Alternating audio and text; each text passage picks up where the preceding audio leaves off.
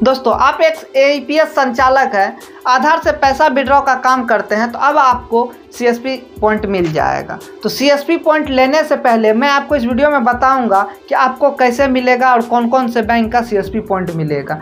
आपको AEPS ID में अच्छी कमाई होती है या फिर किसी न किसी सीएसपी आईडी में। तो चलिए वीडियो को स्टार्ट करते हैं। दोस्तों पहले मैं आपको एक बात बता दूं कि सीएसपी अगर कोई किसी न किसी कॉमर्शियल बैंक का लिया हुआ है तो वहाँ पे जब एईपीएस करता है या फिर पैसा डिपॉजिट करता है तो वो चार्जेज नहीं लेता है, यानी वहाँ पे ओवर चार्जेज का कोई भी कमाई नहीं होगा।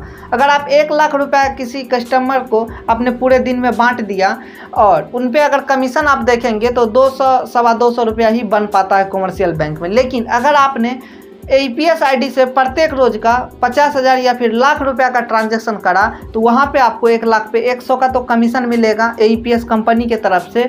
और अगली बात ये हो जाता है कि हम वहाँ पे कुछ ना कुछ ओवर चार्जेज करते हैं, चाहे 1% का करते हों या फिर 1,000 पे 10, 2,000 पे भी 10, कुछ लोग ऐसे करके भी ओवर चार्जेज करते हैं। तो उस कंडीशन में क्या होता है कि जो 1% करता है तो 50,000 पे भी उनका आमदनी 500 रुपया हो जाता है। और दूसरी बात यह होता है कि अगर आप एईपीएस का काम करते हैं तो आपको सीएसपी पॉइंट लेना चाहिए या नहीं। सीएसपी में क्या होता है कि अभी एसएस का यानी इंश्योरेंस का काफ़ी ज़्यादा दबाव आता है। उनके बाद जितनी आसानी से आप सोचते हैं सीएसपी में कमाई होता है उतनी कोई भी खास कमाई नहीं होती है। वो एक टेंशन बना हुआ रहता है। अगर आप उससे 20-30 हज़ार रुपया महीना कमाना चाहते हैं तो वो आपको एक भारी भरकम टेंशन, ऊपर से प्रेशर भी रहता है। लेकिन वही आप एईपीएस आईडी से दिन का 50,000 या लाख रुपया का ट्रांजेक्शन करेंगे तो आप 20-30 हज़ार से ज़्यादा का अर्निंग कर सकते हैं।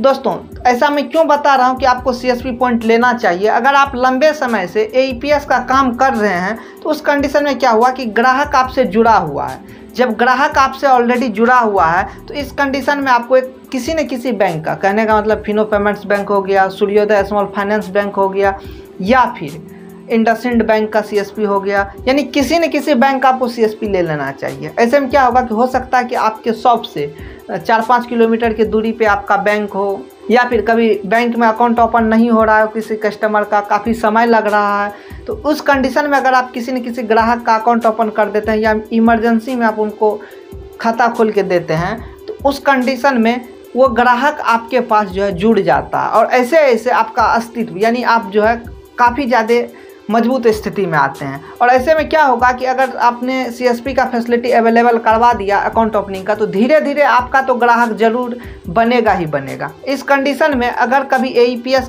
किसी बैंक ने बंद भी किया, जैसे कि अभी आपको मालूम होगा कि सेंट्रल बैंक अगर जिनका केवाईसी नहीं हुआ है उनको 5,000 या फिर 10,000 से ज़्यादा का निकासी नहीं देता है। Bank of Baroda private ID से एईपीएस को डिसेबल कर दिया है।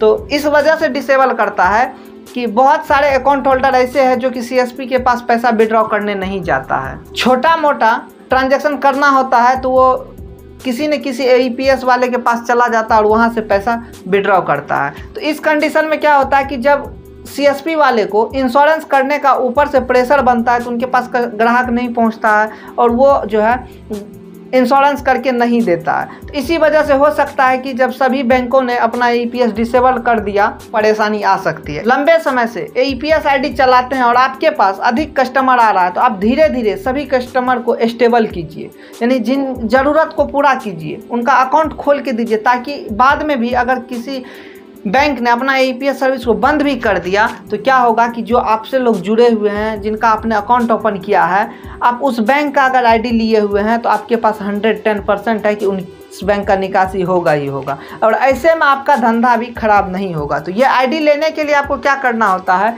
कि आपके जो लोकल में डिस्ट्रीब्यूटर होते हैं वहाँ से आप फिनो पेमेंट्स बैंक का, सूर्योदय स्मॉल फाइनेंस बैंक का आईडी ले सकते हैं या फिर इंडसइंड आरडीएसपी सीएसपी लेने के लिए आपको भारत फाइनेंस के वेबसाइट पे जाना होगा और वहाँ पे मेल करना होगा, जिस पे कि मैंने ऑलरेडी वीडियो बना दिया हूँ।